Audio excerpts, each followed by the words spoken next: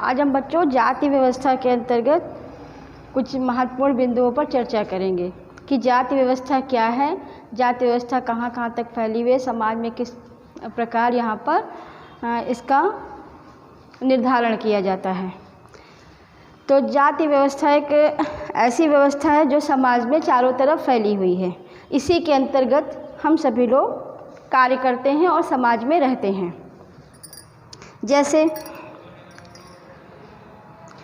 जैसे जाति व्यवस्था का अर्थ क्या है और इसकी परिभाषा क्या है। जाति जो है शाब्दिक रूप से जाति शब्द की उत्पत्ति संस्कृत शब्द जात से हुई है, जिसका अर्थ है जन्म।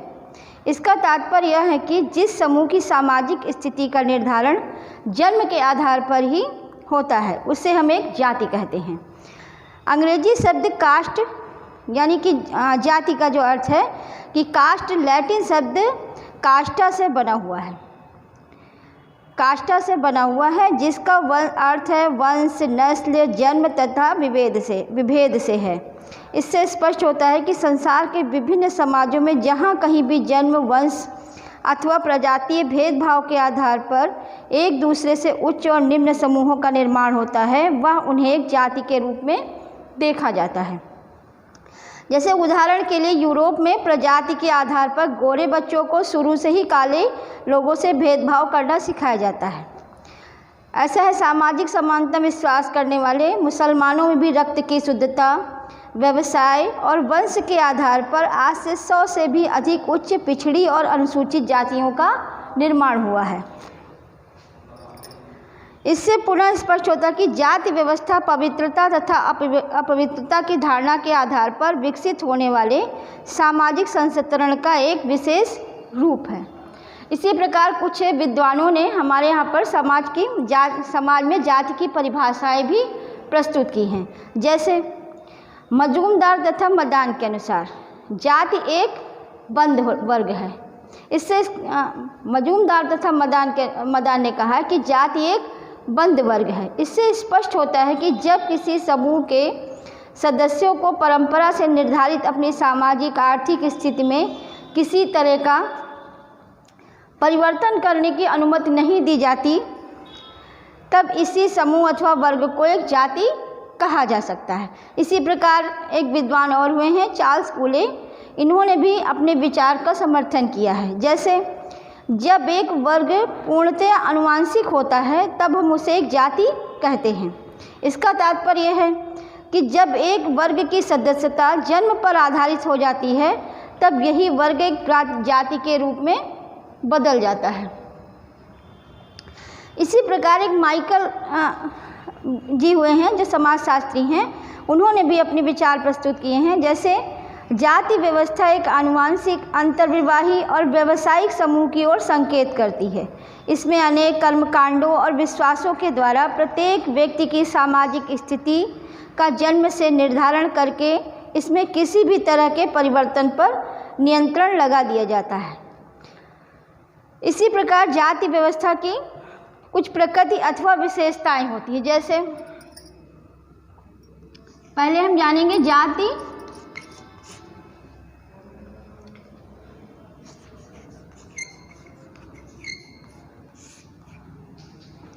जाति व्यवस्था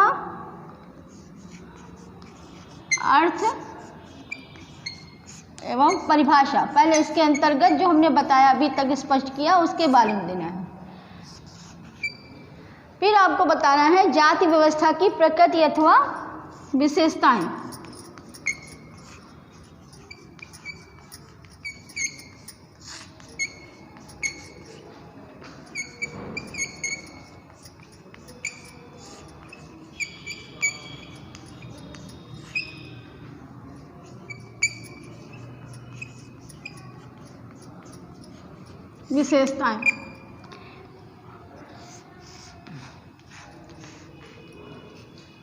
इसके अंतर्गत ये होता है कि जाति व्यवस्था का उल्लेख अनेक विद्वानों ने किया है। इसमें फेमस हैं जीएस घुरिये, केतकर, इरावती कर्वे, श्रीनिवास हट्टन तथा लुईस ड्यूमा आदि प्रमुख हैं। इसमें डॉक्टर घुरिये GS घुरिये ने जाति व्यवस्था की प्रकृति को संरचनात्मक अथवा संस्थात्मक 6 विशेषताओं के आधार पर स्पष्ट किया है। संरचनात्मक और संस्थापक 6 विशेषताओं के आधार पर स्पष्ट किया है। इसमें नंबर 1 क्या है, पॉइंट में है, ये समझ लीजिए ज़रा। जाति व्यवस्था समाज के खंडनात्मक विभाजन को स्पष्ट करती है। दूसरा है विभिन्न जातियों के बीच ऊंच नीच का एक स्पष्ट संस्तरण होता है। तीसरा है विभिन्न जातियों के बीच खान पान तथा सामाजिक संपर्क पर अनेक प्रतिबंध होते हैं। चौथा है जाति व्यवस्था अनेक नागरिक तथा धार्मिक निर्योग्यताओं और विशेषाधिकारों से संबंधित है। पांचवी व्यवस्था यह है, यह व्यवस्था व्यवसाय के स्वतंत्र चुनाव पर प्रतिबंध लगाती है। छठी व्यवस्था यह है कि यह व्यवस्था विवाह संबंधी अनेक प्रतिबंधों पर आधारित है। दूसरे कुछ विद्वानों ने जाति व्यवस्था की विशेषताओं को संक्षेप में समझाया है। जैसे नंबर 1 है हेडिंग में,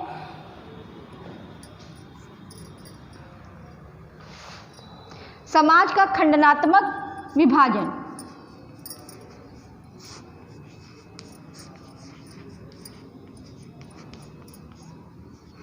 खंडनात्मक विभाजन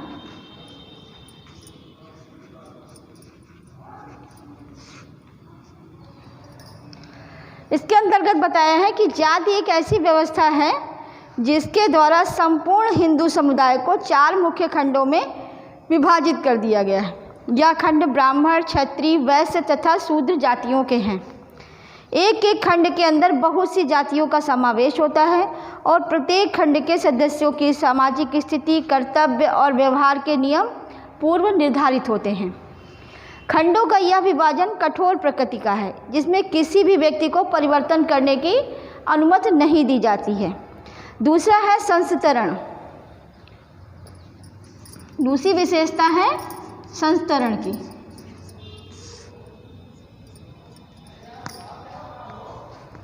इसके अंतर्गत क्या है, जाति व्यवस्था के अंतर्गत विभिन्न जातियों के ऊंच नीच का एक स्पष्ट संस्तरण या अधिक्रम होता है।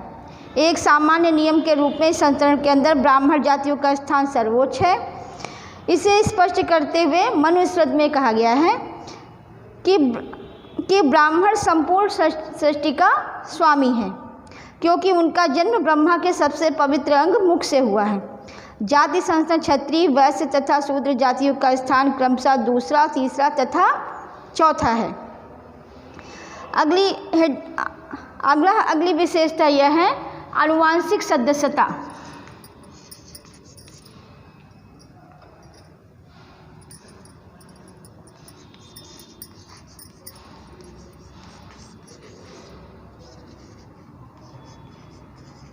आनुवांशिक सदस्यता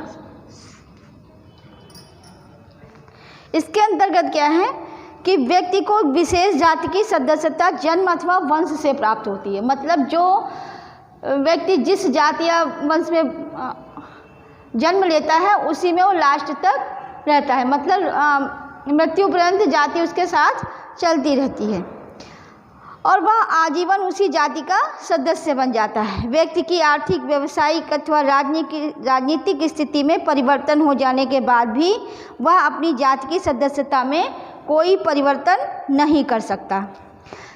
अगली विशेषता यह है कि अंतर्विवाह।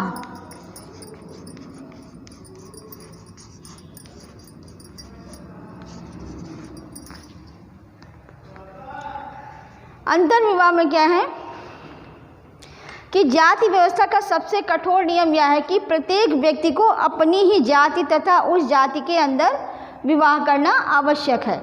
इसी को अंतर्विवाह का नियम कहा जाता है। इसी आधार पर केतकर ने लिखा है कि अंतर्विवाह ही जाति व्यवस्था का सार तत्व है। व्यवहारिक रूप में अंतर्विवाह के नियम के कारण ही भारत में जातियों का विभाजन इतने लंबे समय तक स्थायी और प्रभावपूर्ण बना रहा है। 5वीं विशेषता यह है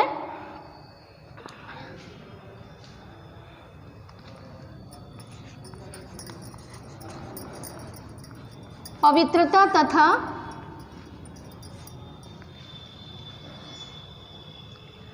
अपवित्रता की धारणा।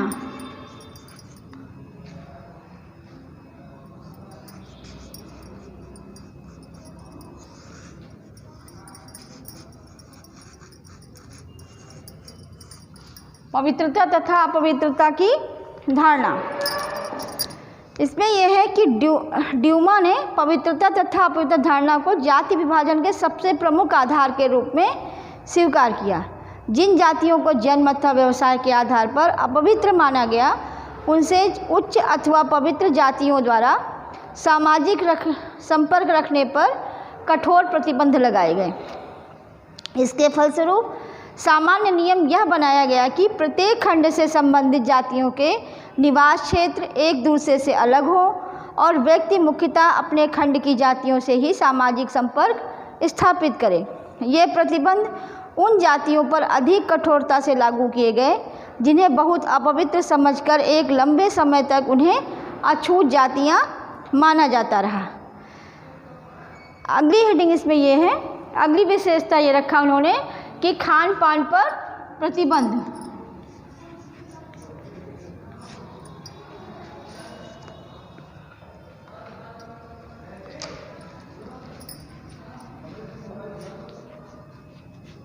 खान पान पर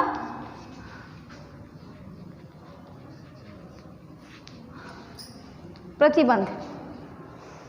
इसमें इन्होंने बताया कि जाति व्यवस्था में सामान्य नियम यह रखा गया कि प्रत्येक व्यक्ति केवल अपनी ही जाति के व्यक्तियों द्वारा बनाए गए भोजन को ही ग्रहण करेगा।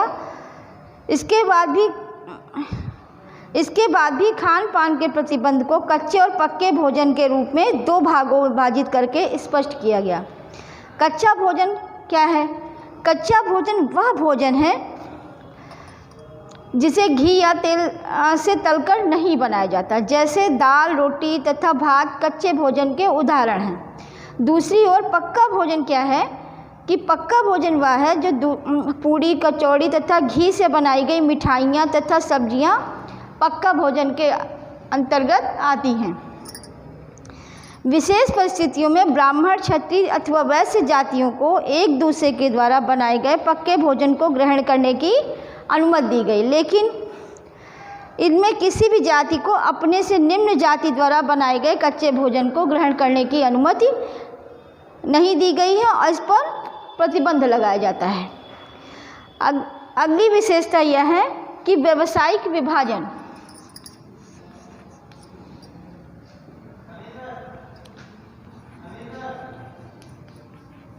व्यावसायिक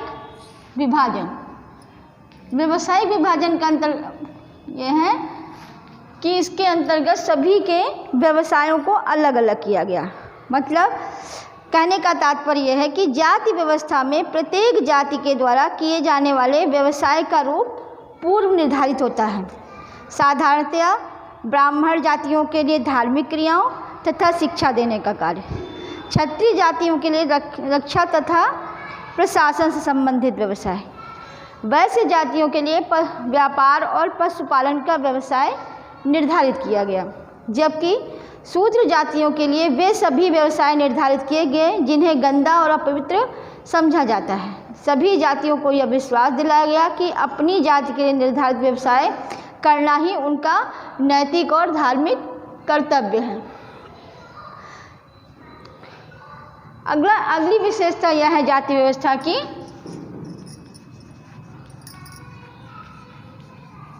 धार्मिक स्वीकृति।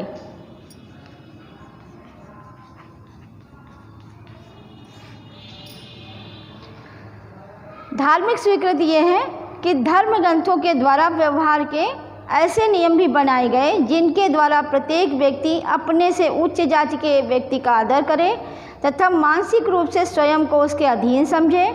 प्रत्यक्ष अथवा अप्रत्यक्ष रूप से ऐसे सभी नियमों का उद्देश्य ब्राह्मणों की प्रतिष्ठा को सर्वोपरि बनाना था। इस प्रकार धार्मिक स्वीकृति के फलस्वरूप जातियों के संस्करण ने एक स्थायी रूप ग्रहण कर लिया। इसमें सबसे जो मुख्य बात यह है कि जाति व्यवस्था की इन सभी विशेषताओं में पहली दो विशेषताएं इसकी संरचना को स्पष्ट करती हैं। पहली दो विशेषताएं क्या हैं कि समाज का खंडनात्मक विभाजन, संस्तरण, आनुवांशिक सदस्यता। जबकि अन्य विशेषताओं का संबंध उन नियमों और प्रतिबंधों से है जिन्हें हम जाति व्यवस्था की संस्थात्मक या व्यवहार के नियमों से संबंधित विशेषताएं कह सकते हैं।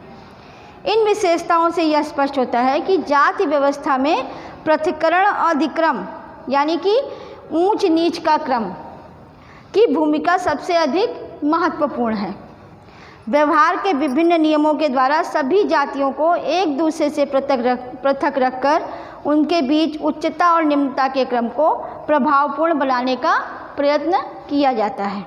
ये तो हमारी हुई जाति व्यवस्था की विशेषताएं और प्रकृति। अब इसके आगे आपको पढ़ना है कि वर्ण और जाति में क्या अंतर है।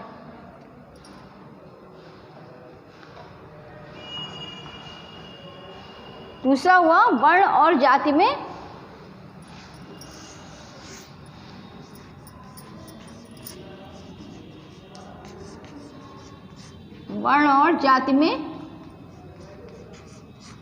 अंतर।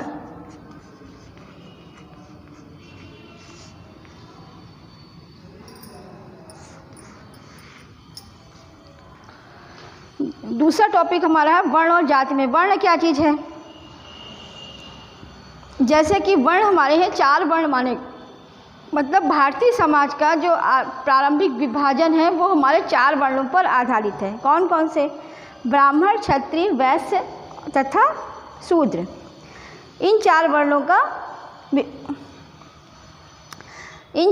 को ही आरंभिक माना जाता है, मतलब प्रारंभ में यही 4 वर्ण थे। उसके बाद इन्हीं का विभाजन होते होते इसमें अनेक उपजातियाँ, जातियाँ बन गई। जैसे यह समाज का क्या है? कार्यात्मक विभाजन था, जिसमें व्यक्ति के गुणों, योग्यता और स्वभाव के आधार पर उसके वर्ण का निर्धारण किया जाता था।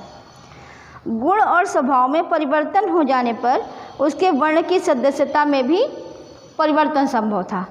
इस आधार पर वर्ण तथा जाति की भिन्नता को निम्नांकित अनेक आधारों पर समझा जा सकता है। जैसे नंबर 1 पॉइंट में है, वर्ण विभाजन का आधार व्यक्ति के गुण और कर्म है, जबकि जाति की सदस्यता व्यक्ति को केवल अपने जन्म अथवा वंश से प्राप्त होती है। दूसरा है, वर्ण व्यवस्था 4 प्रमुख व्यावसायिक समूहों के विभाजन से संबंधित है। दूसरी और जाति व्यवस्था के अंतर्गत हजारों जातियों और उपजातियों का समावेश है। तीसरा है, वर्ण व्यवस्था भारत में वैदिक काल में ही विकसित हो चुकी थी, जबकि जातियों का विभाजन बौद्ध और जैन धर्मों के पतन के बाद कब आरंभ हुआ? जब अनेक कर्मकांडों के द्वारा पवित्रता और अपवित्रता के विचारों को एक कठोर रूप दे दिया गया।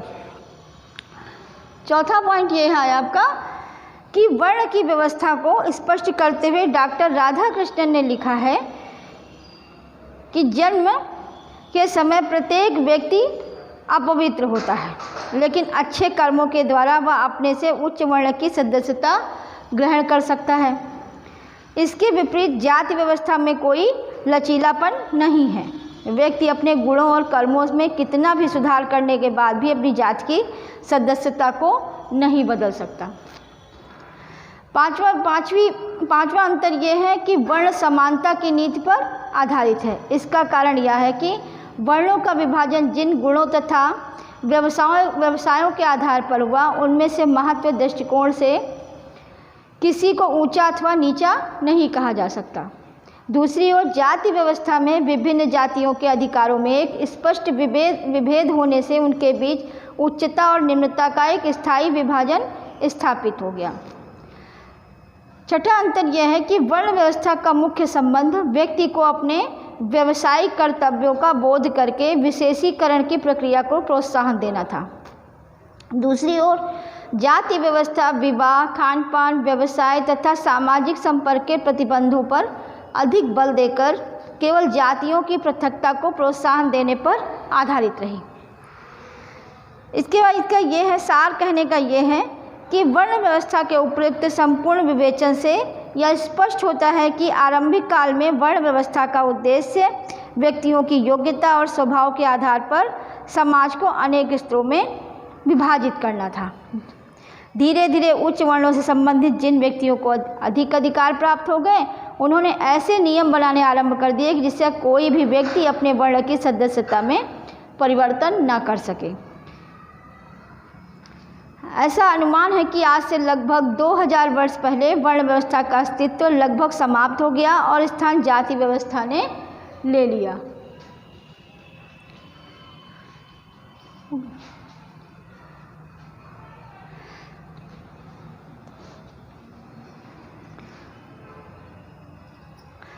अब हम जानेंगे कि जाति व्यवस्था के गुण क्या हैं और जाति व्यवस्था के वर्तमान दोष क्या हैं।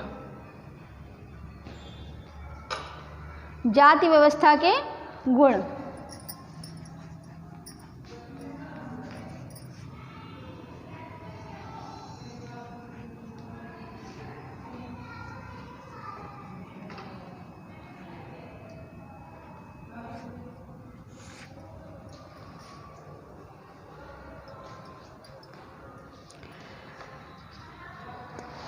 हट्टन ने अपनी जाति व्यवस्था के गुण के अंतर्गत, हट्टन एक समाजशास्त्री हुए हैं, उन्होंने अपनी पुस्तक कास्ट इन इंडिया में जाति के गुणों को 3 कार्यों के द्वारा स्पष्ट किया।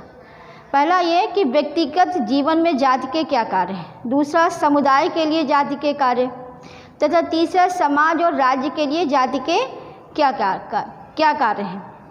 पहला है व्यक्तिगत जीवन में जाति सभी लोगों को एक विशेष सामाजिक स्थिति प्रदान करती है। जाति के द्वारा व्यक्ति के व्यवसाय, विवाह के नियम और सामाजिक संपर्क की प्रकृति निर्धारित कर देने से व्यक्ति का मानसिक जीवन सुरक्षित रहता है। आनुवांशिक व्यवसाय के कारण व्यक्ति के सामने बेरोजगारी की समस्या पैदा नहीं होती। जाति अपने विभिन्न संगठनों के द्वारा बेकारी, बीमारी, दुर्घटना तथा वृद्धावस्था जैसी दशाओं में व्यक्ति को सामाजिक सुरक्षा प्रदान करती है। जीवन को अनुशासित बनाने में भी इसका मुख्य योगदान है।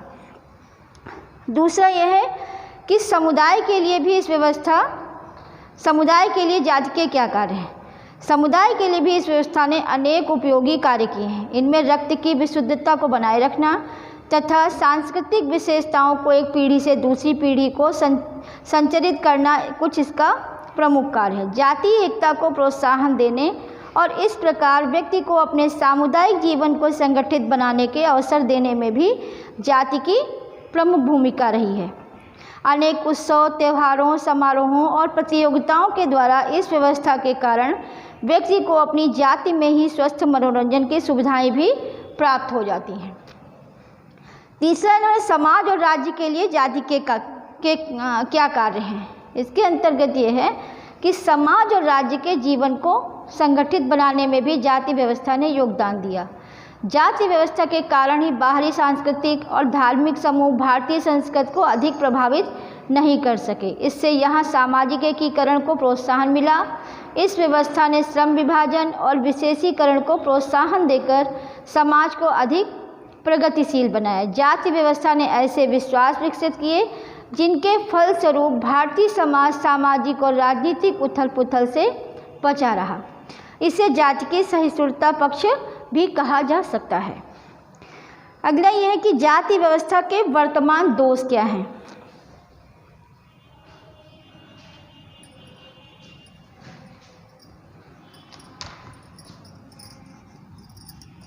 जाति व्यवस्था के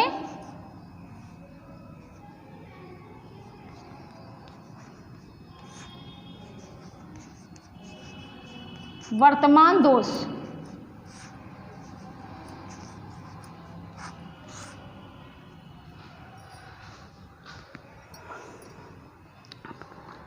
जाति व्यवस्था के वर्तमान दोष निम्न प्रकार से हैं।